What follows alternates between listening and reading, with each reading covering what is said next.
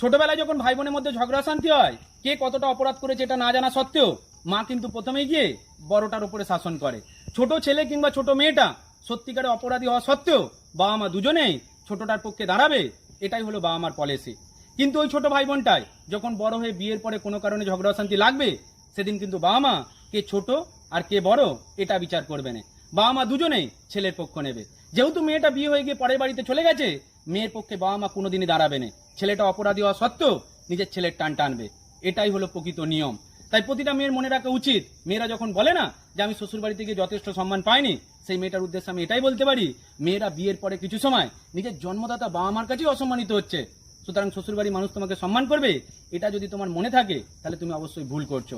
তোমাকে মনে রাখতে হবে, মেয়েরা জন্মের পর থেকে না বাপের বাড়িতে না শ্বশুর বাড়িতে মেয়েরা কোনোদিন কোথাও সম্মান পায়নি, বরং একটা মেয়ে যথার্থ সম্মান পায় মৃত্যুর পরে শ্মশানে এসে। আর একটা মেয়ে হয়ে না জন্মালে মেয়েদের প্রকৃত কষ্ট কোনো মানুষ উপলব্ধি করতে পারবে না। এটাই সত্য। ভালো থাকবেন সকলে।